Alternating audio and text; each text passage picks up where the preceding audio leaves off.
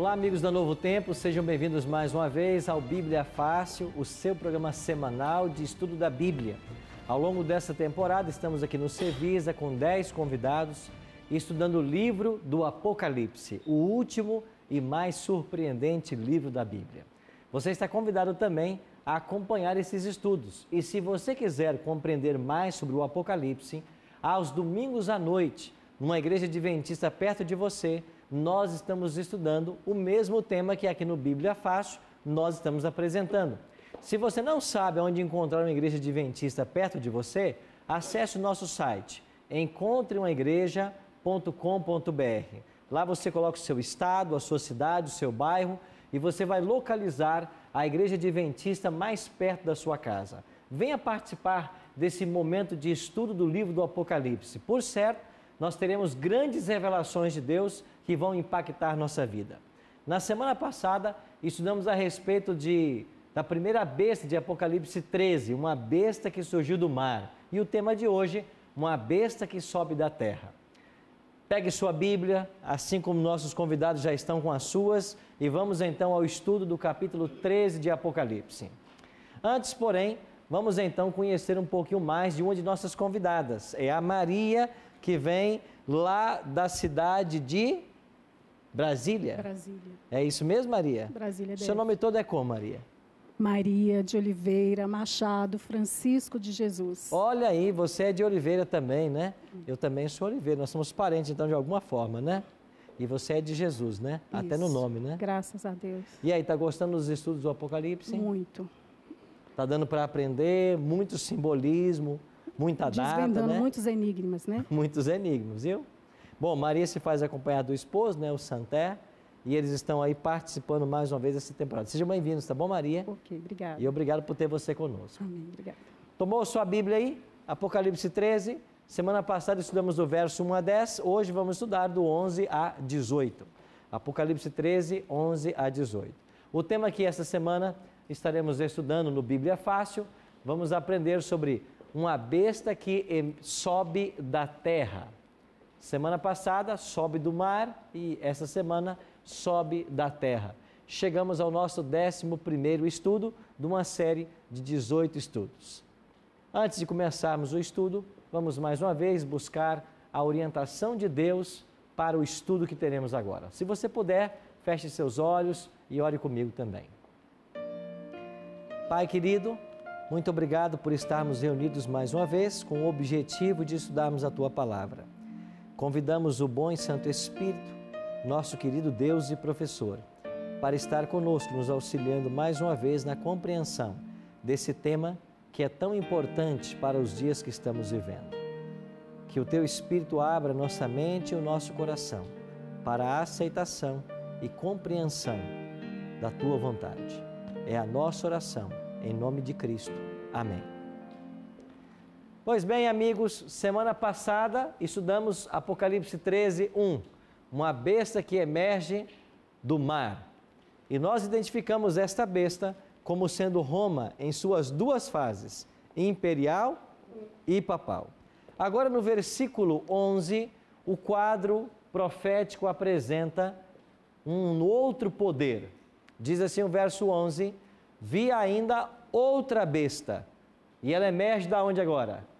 Da terra. Se a primeira emergiu do mar, e nós vimos lá em Apocalipse 17, 15, que mar significam povos, nações, multidões e línguas, esta agora surge da terra, ou seja, ela vai surgir de um local não densamente povoado, pouco povoado. Esta é a ideia. A terra aqui está em oposição ao mar do primeiro poder. E veja que o Império Romano surgiu do centro da Europa, o mundo mais habitado de então. E esse poder que se levanta da terra, de um local isolado, ele possuía 2 chifres, parecendo cordeiro, mas falava como dragão. Ou seja, pelo simbolismo nós entendemos de que ele tem uma aparência, mas a prática é outra. Ele aparenta uma coisa e na realidade é outra. De quem a profecia está falando? Nós iremos analisar os elementos, mas muitos estudiosos têm chegado à conclusão de que esse segundo poder representa os Estados Unidos da América do Norte. Mas os Estados Unidos estariam aí na profecia? Como nós podemos entender isso? Primeiro, se esse poder surge de um local deserto, não povoado, os Estados Unidos se encaixam perfeitamente nessa profecia. Você se lembra que durante a Idade Média, durante os 1260 anos de supremacia papal, os cristãos foram perseguidos e martirizados na Europa? E eles começaram a fugir cada vez mais para o norte da Europa, até que eles chegaram nas praias. E eles então tiveram a decisão, um grupo deles, de fugir do continente europeu. E eles pegaram um barco que chamava-se Speedwell. E eles começaram a aventura, se não me falha a memória, nas praias da Holanda. E eles viajaram até o sul da Inglaterra. Mas esse barco, por ser muito velho, não resistiu. Aí no sul da Inglaterra, eles encontraram um outro barco, chamado Mayflower. E é com esse barco que eles vão cruzar o Oceano Atlântico. Nós chamamos esse grupo de os Pais Peregrinos, liderados por John Robinson, que era o pastor deles. Então, um grupo de cristãos, fugindo da perseguição papal da Europa, atravessa o oceano e um dia eles vão chegar nas praias do continente norte-americano, do que nós chamamos hoje Estados Unidos. E qual foi o dia que eles chegaram aí? Uma quinta-feira do mês de novembro. É por isso que até hoje nos Estados Unidos é um feriado nacional. É o Dia de Ações de Graças. Por quê? Porque eles celebram a chegada dos Pais Peregrinos em 1620. Aonde eles aportaram? Eles aportaram num local chamado Cape Cod. E lá existe uma pedra, e nessa pedra está grafado 1620. É o ano que eles aportaram. Eu visitei esse local e lá tem, hoje, uma réplica exata do Mayflower, o barco que eles usaram para cruzar o Atlântico. Aí, em Cape Cod, eles chegaram e aportaram nessas praias. E esse grupo de pais peregrinos vão começar as colônias e vão começar a expansão, e daqui a pouco começam as colônias. Eles chegaram a ter 17 colônias e finalmente eles vão conseguir ter a sua independência no ano de 1776, quando a Constituição então foi elaborada. Ou seja, os Estados Unidos, eles foram colonizados de um local deserto, pouco povoado, e eles são a nação protestante, porque eram cristãos que vieram da Europa fugindo das perseguições papais. Por isso os Estados Unidos, eles são a maior nação protestante do mundo. E quando foi elaborada a sua Constituição, ficou bem claro que eles tinham um ideal. E qual era o ideal que eles tinham? Um país sem rei e uma igreja sem papa. Este foi o ideal, era o sonho dos pais peregrinos. Por quê? Porque eles estavam fugindo da opressão europeia. Eles queriam um Estado democrático, onde o Estado e a igreja tivessem separado. De fato, o discurso dos presidentes americanos sempre foram nessa direção. Olha o que, por exemplo, disse Thomas Jefferson. Desde que uma pessoa tenha o direito de escolher sua própria religião, sem pagar o preço da discriminação, nenhum teste de religião será requerido como qualificação para qualquer posição pública nos Estados Unidos. Desde cedo, e esse discurso é passado de presidente para presidente, nós não queremos a união da igreja com o Estado. Alguns presidentes diziam assim: Eu não governo em nome da igreja e a igreja não legisla em nome do governo. São coisas totalmente separadas. Então, esta questão do poder civil separado do poder religioso, na profecia tem a sua aplicação nos 2 chifres. Lembra que é uma besta que surge da terra, possuía 2 chifres? Esses 2 chifres nós aplicamos ao poder civil e ao poder religioso, claramente separados nos Estados Unidos. Agora, tem a aparência de cordeiro, mas falaria como dragão. Hoje é a aparência de cordeiro, liberdade religiosa, direitos respeitados, mas quando é que esta nação começará a falar como dragão? Vamos ver hoje. Vamos ver no discurso do capítulo 13 como isso vai suceder. Olha para o verso 12.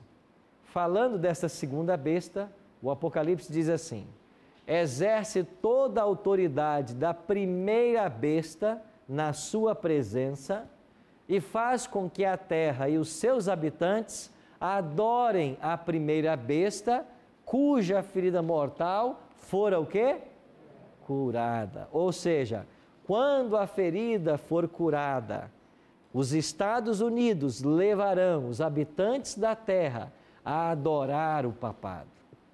Mas como que isso será possível? Tem que haver uma união muito próxima dessas 2 potências. E veja que mais uma vez aparece a expressão aqui, adorar. Lembra que no nosso último encontro eu já falei que esta é uma questão que envolve a adoração? Quem você adora?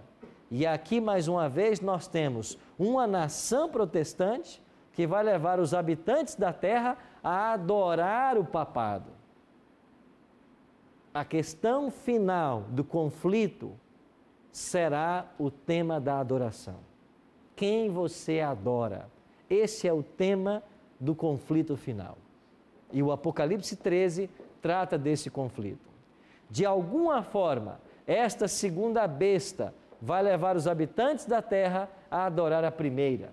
De alguma forma, os Estados Unidos, eles irão criar leis que levarão as pessoas a adorar o papado. Mas como que isso pode cumprir-se na profecia?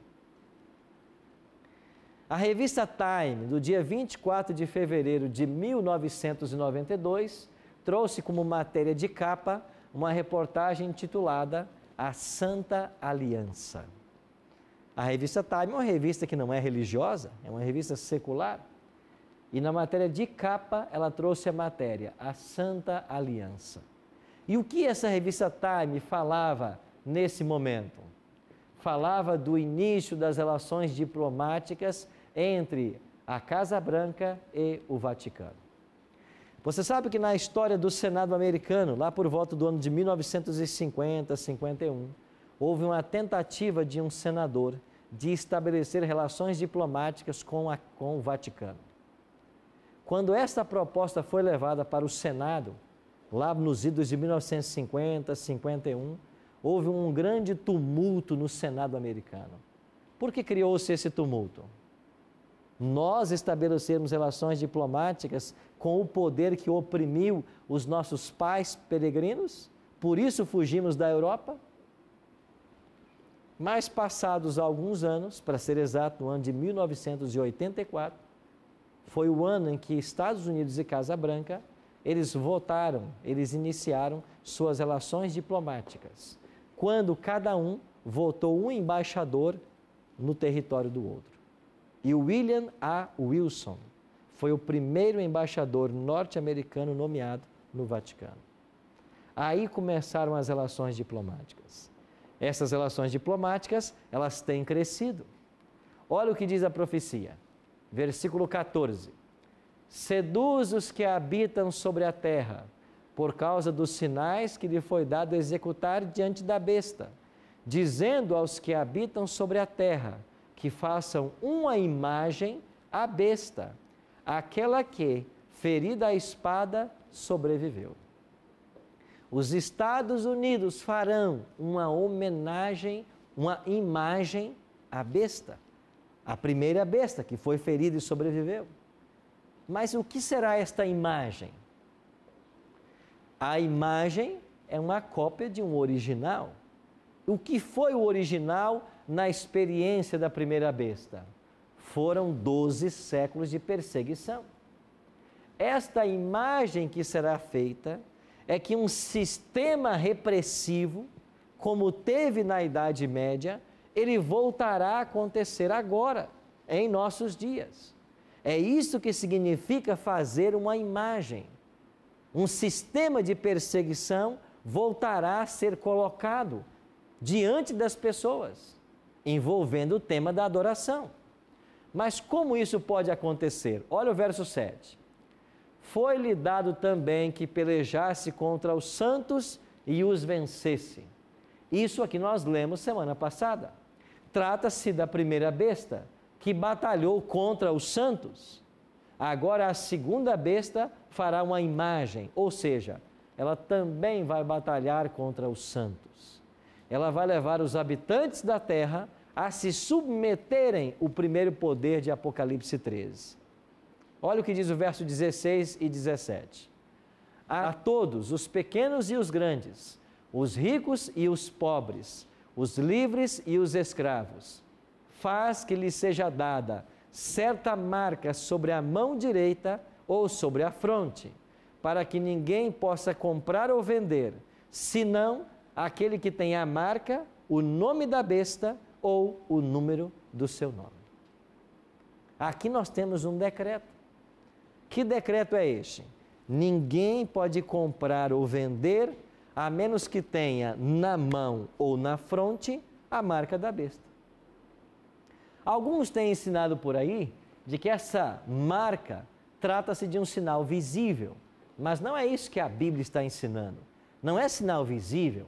A marca da besta não vai ser um número, um nome que vai ser colocado à testa ou na mão das pessoas. Esta é uma forma da Bíblia se expressar. Quando a Bíblia fala em mão, é um símbolo de trabalho. E quando fala em mente, em fronte, é um símbolo de aceitação, de consciência. O que será a marca da besta? Para entender esse tema, nós temos que aprender por antítese. Nós temos que ver o oposto da marca da besta.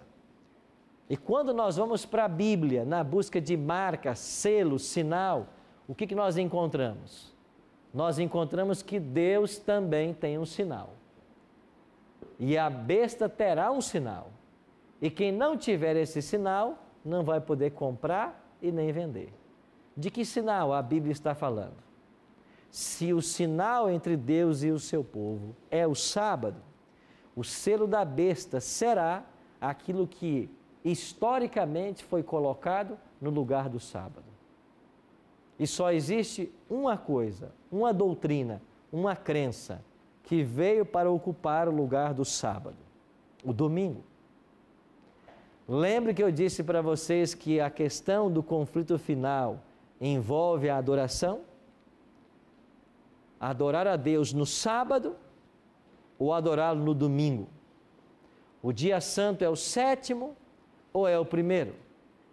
Então, estas duas marcas estão em oposição no livro do Apocalipse.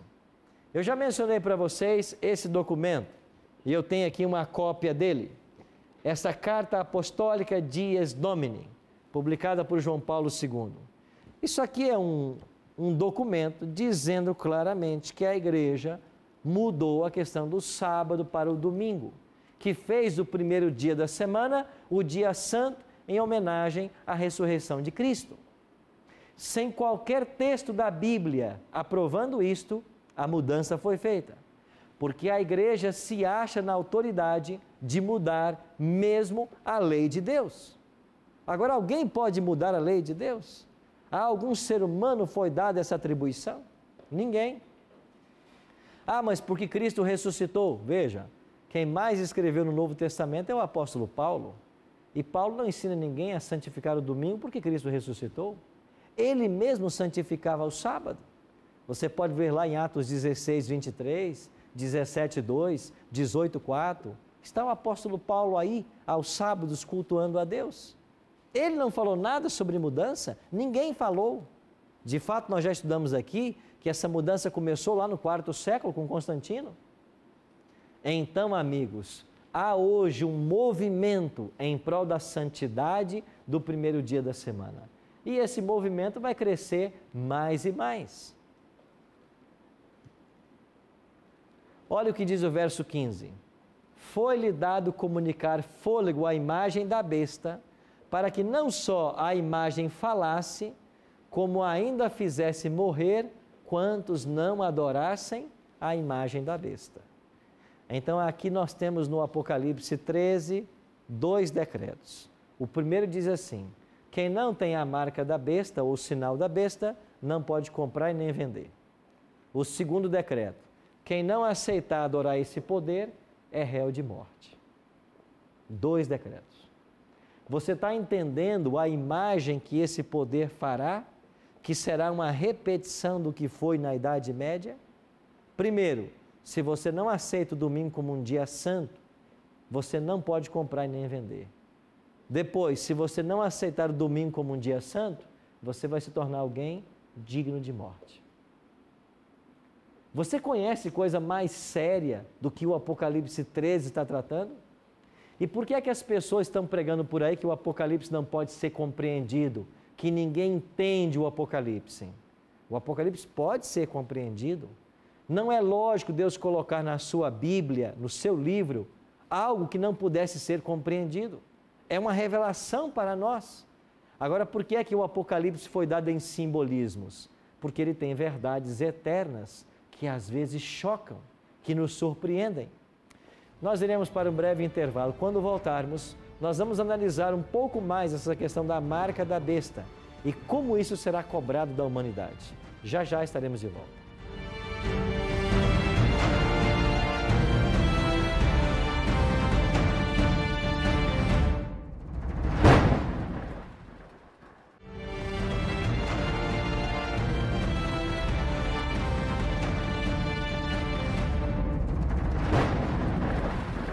Estamos de volta com Bíblia Fácil, o Apocalipse, hoje dando o capítulo 13, o segundo poder desse capítulo.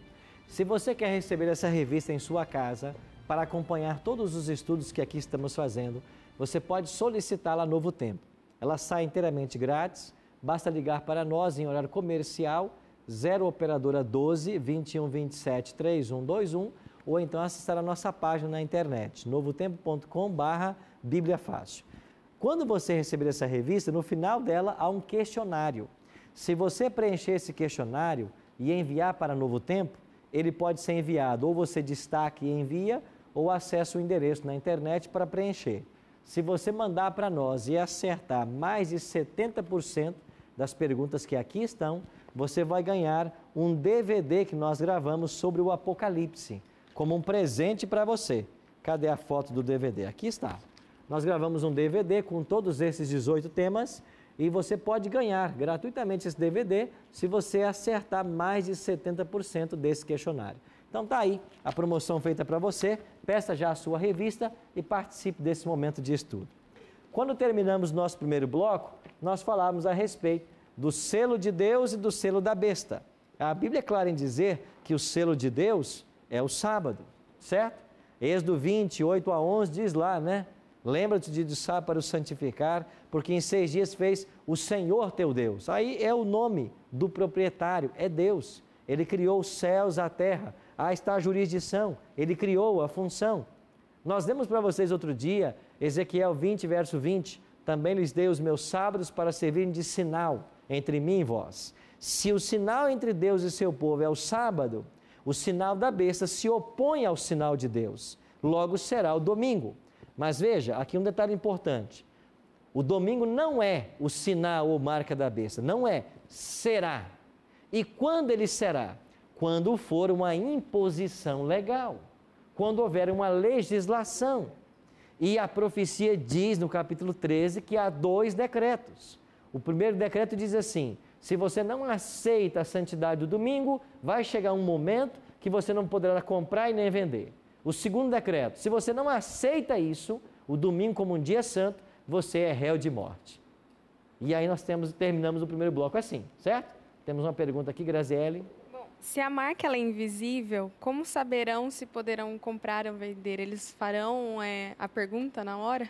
Essa é uma boa pergunta, né? O caixa do supermercado está ali. A pessoa chegou com o carrinho cheio de compras. E aí, você pode levar ou não? Você aceita a marca ou não? Já que não é um sinal visível, como isso será feito? Nós não sabemos. A profecia não revelou como as pessoas serão identificadas. Há possibilidades. Muita gente hoje comenta sobre o chip, né? Sim, há possibilidades. Alguns falam que vai ser uma leitura digital, a íris do olho, um cartão magnético, um chip. Há possibilidades. O que vai ser? Não está revelado. Então, qualquer coisa que eu afirmar ser é mera especulação. Porque se não está revelado, eu vou especular. Mas haverá um sistema que não está revelado, em que as pessoas saberão para quem eu posso vender e para quem eu não posso vender, de quem eu posso comprar e de quem eu não posso comprar. Você entende que esse será um tempo difícil para o povo de Deus? Será um tempo difícil. Nós precisaremos ter uma experiência com Deus que hoje nós não temos, mas é isso que ensina o Apocalipse. E, finalmente, aqueles que não se curvarem a essa tradição da santidade do domingo, diz o Apocalipse 13, que eles serão declarados réus de morte. E parece que a minha amiga tinha uma pergunta. Pastor, é que aqui no versículo 15 aqui, fala que se não adorar a imagem da besta, será digno de morte. A minha pergunta Coloca o microfone bem pertinho.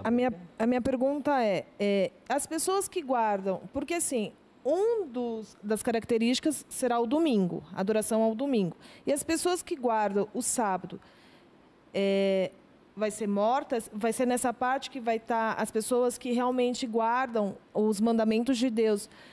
Vai ser nessa parte que será os perseguidos? Exatamente. Só que tem uma explicação que tem que ser dada para vocês. Os dois decretos, eles estão separados por um lapso de tempo. E entre o primeiro decreto, que vai ser a proibição de comprar e vender, e o segundo decreto, que é o decreto de morte, há um evento aí que nós já explicamos um pouquinho para vocês sobre ele. O fechamento da porta da graça. Então, esse decreto de morte do verso 15, ele só vai ser promulgado quando a porta da graça estiver fechada. Ou seja, todos os casos já estiverem decididos. Se é assim, todos aqueles que estão salvos porque reverenciaram a lei de Deus, amaram a Cristo e obedeceram sua vontade, eles não mais podem morrer. Por quê? Porque se nesse momento eles morressem, seria uma vitória para o reino das trevas. Ao longo de toda a história humana, quando Deus permite que alguém seja martirizado por amor ao Evangelho, Deus o permite porque muitas dessas mortes redundaram em outras conversões. Tanto é que quando o diabo começou a atacar o cristianismo nos primórdios da igreja, quanto mais cristão ele matava, mais a igreja crescia. Existe um pai da igreja chamado Tertuliano, que foi quem cunhou a seguinte frase: o sangue dos mártires é semente. Quanto mais se matava, mais se convertiam. Aí o diabo percebeu que matar não adiantava, ele então mudou de estratégia. Ele se insinuou dentro da igreja cristã e corrompeu a doutrina. Estudamos isso aqui no selo que abriu-se, o terceiro selo, quando foi visto um cavalo preto. Lembra? Que fala de degradação moral e espiritual. Só que nesse momento que sai o decreto de morte, os salvos já estão selados. Então sabe qual é a notícia do Apocalipse? O decreto de morte será promulgado, mas ele não vai matar nenhum santo. Por que não? Porque eles já estão selados. Eles já estão cobertos com o sangue de Cristo. Lembra que nós estudamos na semana passada aí o segredo da vitória? Eles, pois, o venceram por causa do sangue do Cordeiro e por causa da palavra do testemunho que deram. Ou seja, eles aceitaram a Cristo e eles deram um testemunho. Qual foi o seu testemunho? Nós não vamos abraçar esta heresia do domingo. Nós vamos ficar com a santidade da lei de Deus. Esse é o testemunho. Então nós seremos vitoriosos se Cristo for a nossa justiça e se nós ficarmos do lado da palavra dele. Bruno? Então, essa lei vai ser pronunciada, então, no tempo da perseguição, no tempo de angústia? E será por um pouco tempo? No tempo de angústia de Jacó. Lembra que nós estudamos sobre isso aqui? Sim. E esse tempo de angústia de Jacó, ele situa-se cronologicamente depois do fechamento da porta da graça. Então, um dos ingredientes que vai provocar angústia nos salvos é o fato de haver um decreto que está determinado que eles podem morrer. Só que eles não morrerão. Mas por que haverá angústia? Porque nesse momento os salvos não sabem que eles estão salvos. Ainda não. Entendi. Sim, Priscila? O pastor comentou sobre a estratégia de Satanás, que antes ele matava e os cristãos sempre vinham, né? Cresciam, vinham sempre fortes, né? E hoje realmente essa estratégia tem funcionado, porque por isso que as igrejas aceitam meias verdades, né? Então a gente percebe a aceitação do sábado como um grande diferencial, se a gente for ver essa estratégia. Porque aí elas se acomodam hoje, os cristãos se acomodam com meias verdades, né? E essa estratégia, na minha visão agora, assim, tem funcionado realmente, né? Porque matar não adiantou, então vamos acostumar eles com meias verdades. E uma delas é a aceitação do sábado. Você está vivendo uma experiência muito parecida na sua vida. Sim. Você pertence a uma igreja, sabe o que a igreja ensina, e você está percebendo quantas coisas estão sendo omitidas das pessoas? Sim, exatamente. Quantos assuntos a gente nunca tocou neles? E a falta do estudo da palavra de Deus deixa as pessoas realmente acomodadas e com meias verdades, né? É verdade. Não fica com um todo. E o sábado entra muito nisso, né? A estratégia Claro, é uma estratégia. Então, amigos, você vai ter aí, o mundo vai estar dividido apenas em duas correntes. Aqueles que amam a Cristo e por isso reverenciam sua lei. Não é isso que ele disse em João 14,15?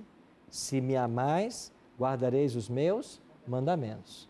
Então o mundo vai estar dividido em duas correntes. Aqueles que amam a Cristo e reverenciam sua lei e aqueles que professam amar a Cristo, mas rejeitam a lei.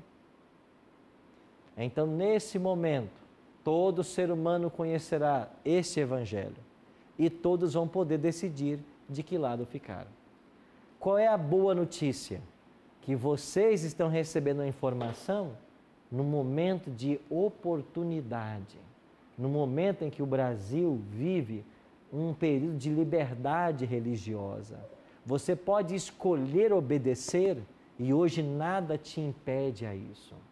Muitos que não fizerem isso num tempo de graça, de oportunidade e de vantagens, terão que fazê-lo num tempo difícil de prova.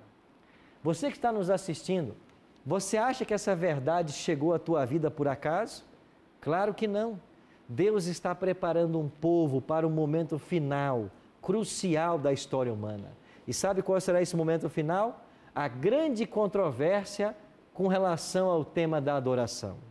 E nós, na semana que vem, vamos estudar sobre as 3 mensagens angélicas. E a primeira mensagem angélica, que aparece em Apocalipse 14, verso 7, o anjo vem pelo céu e diz assim: temei a Deus e dá-lhe glória, pois chegada é a hora do seu juízo, e adorai aquele que fez o céu, a terra, o mar e tudo o que neles há. Sabe o que esse anjo está dizendo? Você tem que adorar o Criador, adorar a Deus. Então, se no capítulo 14 há um convite para adorarmos a Deus, no capítulo 13 há um poder que ocupa o lugar de Deus e quer ser adorado. E agora os Estados Unidos virá com toda a sua força para dar apoio a este poder que quer assumir o lugar de Deus. E sabe como que esse apoio será dado? Um decreto dominical. Os Estados Unidos, eles serão a primeira nação do mundo a promulgarem um decreto dominical em todo o seu país. E esse decreto irá levar as pessoas a santificarem o domingo como uma lei. Isso começa nos Estados Unidos e depois terá o abraço de todas as outras nações. Aí eu pergunto, não tem sido esse o discurso do Papa Francisco? Não foi isso que ele falou numa convenção no sul da Itália recentemente? Nós precisamos de um dia para a família, nós precisamos do domingo para a família, um dia sem trabalho, nós temos que rever nossas prioridades. Não é esse o discurso dos papas há algum tempo? Não é isso que o documento está dizendo? Nós temos um dia para santificar? Agora, como que esses poderes vão se aliar? Você que acompanha um pouco da mídia, sabe como esses poderes estão se aproximando. Desde o tempo de João Paulo II, considerado aí o peregrino da paz, nós temos uma ligação muito próxima com os Estados Unidos. Depois veio o Papa seguinte, Bento XVI, os laços continuam. Agora temos o Papa Francisco, os laços continuam. Sabe o que vai acontecer? Esses poderes vão se unir e haverá um decreto dominical, levando as pessoas a adorarem e santificarem o domingo, sem um único texto da Bíblia para aprovar tal proposta. E o Apocalipse 13 termina com o verso 18 dizendo: aqui está a sabedoria. Aquele que tem entendimento, calcule o número da besta, pois é número de homem.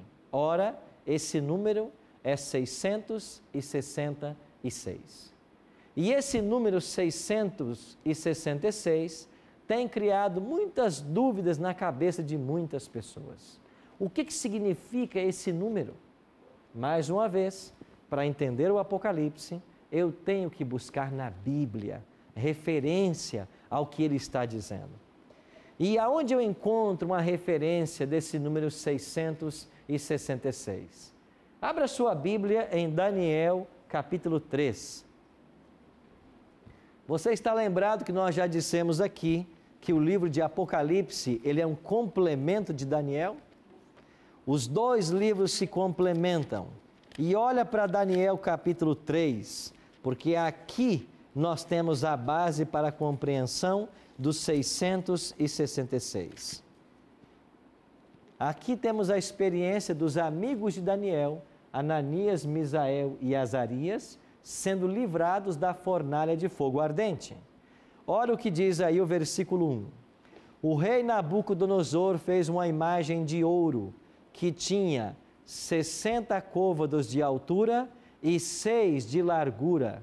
Levantou-a no campo de Dura, na província da Babilônia. Qual era a altura da estátua? 60 côvados. Qual era a largura? 6 côvados. Os números do sistema sexagesimal vieram de Babilônia. Foi Babilônia quem nos legou a dúzia, a meia dúzia. O número 6 era muito comum em Babilônia. Sabe por quê? Porque os deuses de Babilônia recebiam um número. E o deus menor era marcado pelo número 6. E o deus maior pelos 60. Você entende por que essa estátua tem 60 côvados por 6 côvados? É uma representação da divindade babilônica. Mas, pastor, aonde está os 600? Na cultura babilônica, o número 600 era uma referência a todos os deuses do panteão. Então, quando você quisesse se referir a todos os deuses, usava o número 600. Então, aqui nessa imagem de ouro, você tem os 666. Agora, por que é que Nabucodonosor fez uma estátua toda de ouro? No capítulo 3. Porque no capítulo 2 de Daniel, no sonho que ele teve, apenas a cabeça era de ouro. E a cabeça representava ele, o seu império Babilônia. Depois viria o peito e braços de prata, representando a Medo-Pérsia, o quadril de bronze, representando a Grécia, e as pernas de ferro, representando Roma. Então foi dito para ele: o teu império vai passar, a cabeça de ouro vai passar, vai dar lugar ao peito e braços de prata. Mas agora Nabucodonosor vai para a planície de Dura e constrói uma estátua toda de ouro, e com isso ele quer dizer o quê? O reino dele não vai passar. Babilônia jamais passará. É isso que ele quer dizer aqui. Agora, olha o que diz o capítulo 3 de Daniel, que torna muito clara a relação com o livro do Apocalipse. Versículo 4. Nisto o arauto apregoava em alta voz: ordena-se a vós outros, ó povos, nações e homens de todas as línguas, no momento em que ouvirdes o som da trombeta, do pífaro, da harpa, da cítara, do saltério, da gaita de foles e de toda sorte de música, vos prostrareis e adorareis a imagem de ouro que o rei Nabucodonosor levantou. O tema de Daniel 3 é o tema da adoração. Vocês, quando ouvirem os sons das músicas, vocês vão se prostrar diante da imagem e vocês vão adorar. Agora vem Apocalipse 13 e diz assim: a segunda besta vai fazer uma imagem à primeira besta. E quem não adorar essa imagem, primeiro não pode comprar e vender, depois é réu de morte. Vocês entendem a relação dos textos? Então, o número 666 tem sua raiz em Daniel. Fala das divindades babilônicas, é o número da imperfeição. Enquanto que o 7 é o número da perfeição, o 6 é o da imperfeição. E o 666 é uma alusão a todo esse movimento religioso que se opõe a Deus. Doutor Guilherme. Pastor, o ouro tem algum significado? Tem. Você lembra que nas escavações babilônicas foram encontradas peças de ouro e que nas paredes havia aquele leão alado, dourado em ouro? O ouro era o símbolo da realeza de Babilônia, o símbolo da sua riqueza. Agora, você tocou num ponto interessante. Lembra que eu disse aqui para você que há uma relação desse poder da primeira besta com os 3 animais, o urso, o leão e o leopardo? E eu expliquei para vocês que eles copiaram o orgulho e a altivez de Babilônia. E quando você olha para a sede desse poder, não é o ouro que você percebe? Não é a riqueza que você percebe? Vocês estão vendo a relação que há? Então, meus amigos, eu e você hoje estamos vendo um momento delicado da história. Na ampulheta divina do tempo, poucos grãos faltam cair. E tudo isso que hoje nós estamos ensinando como profecia, logo será uma realidade. Sabe o que a palavra profética nos ensina? Que os Estados Unidos vai se levantar para apoiar Roma. Os Estados Unidos promulgarão um decreto dominical, levando as pessoas a santificarem o primeiro dia da semana. Não virá numa crise teológica como alguns imaginam, mas raciocina comigo. A humanidade está ficando doente. Nós precisamos de um dia para descansar. As famílias estão se desfacelando. Precisamos de um dia para a família. As pessoas estão workaholics. Precisamos de um dia de descanso. A natureza está morrendo por causa da poluição. Precisamos de um dia em que todas as chaminés sejam desligadas. Você entende qual será a proposta dominical? Precisamos de um dia. Que dia será? E tudo aquilo que Deus ideou para que acontecesse no 7º dia, eles vão colocar no primeiro dia. E então todos nós teremos que fazer uma escolha.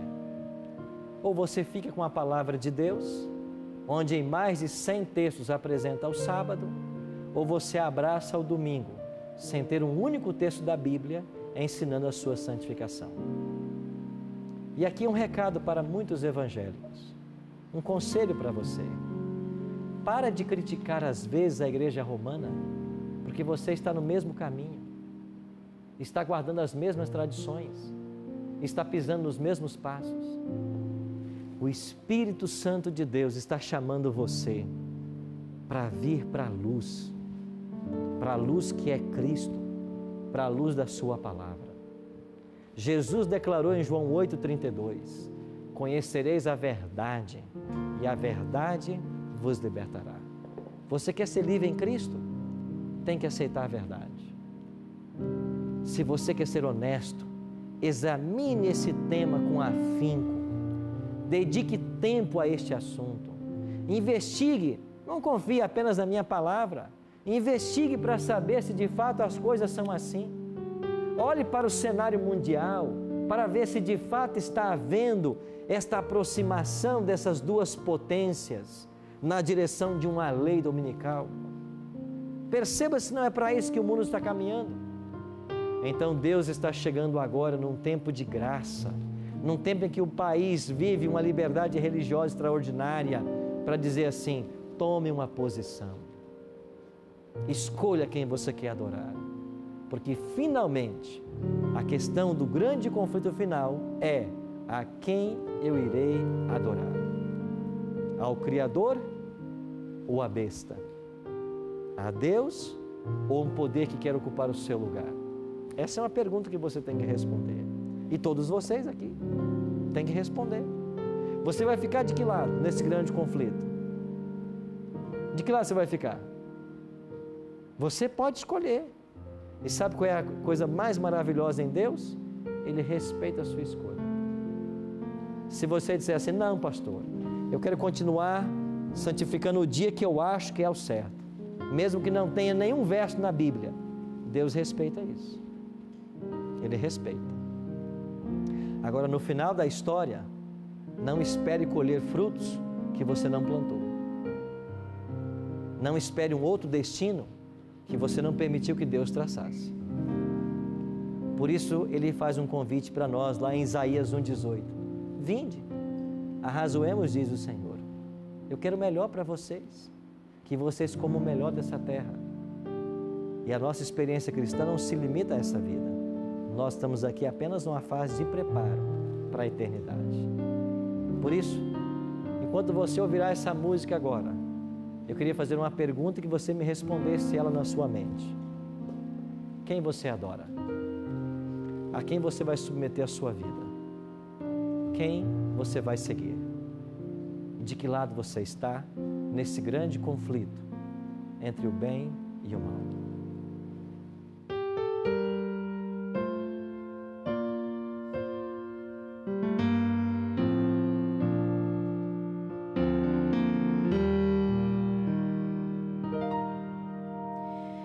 Preciso me entregar, Senhor.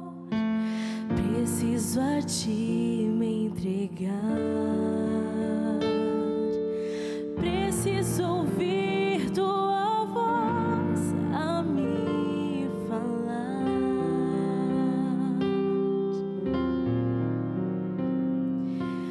Não tenho nada a Te oferecer, somente um coração impuro e pecador. Mas aqui estou, me aceita, Senhor.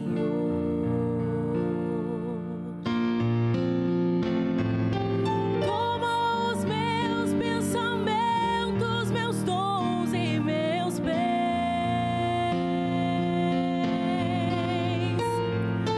Toma o meu coração e tudo que ele tem.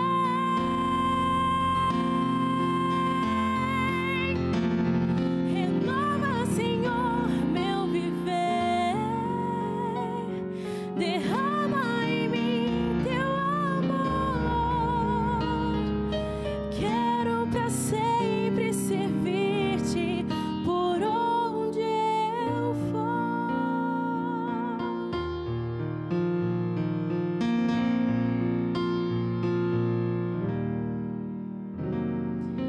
Preciso me entregar, Senhor.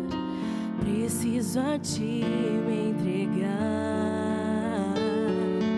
Preciso ouvir Tua voz a me falar.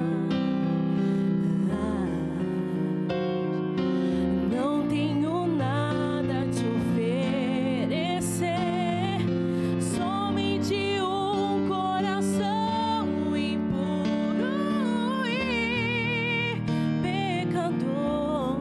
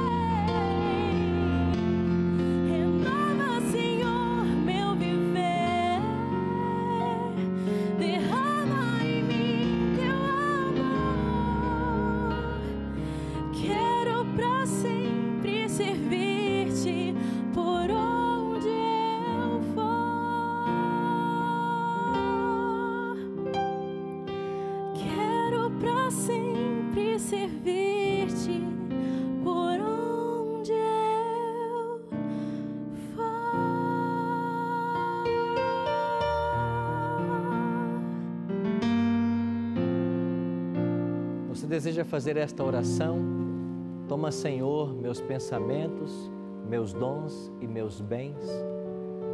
Você já pensou o que aconteceria se todos nós usássemos do nosso conhecimento, dos nossos talentos, dos nossos bens para levar o puro Evangelho de Cristo àqueles que não conhecem? Quantas pessoas estão sendo sepultadas todos os dias e nunca ouviram esses temas da Bíblia? Quantas pessoas estão vivendo na ignorância, na superficialidade, sem conhecer as verdades da Palavra de Deus? Deus está chamando você não apenas para conhecer, mas para viver e ensinar a outros o que você está aprendendo. Cristo está conduzindo um povo em direção aos céus e Ele quer conduzir você e quer fazer de você um instrumento para conduzir outras pessoas. É isso que a música está dizendo.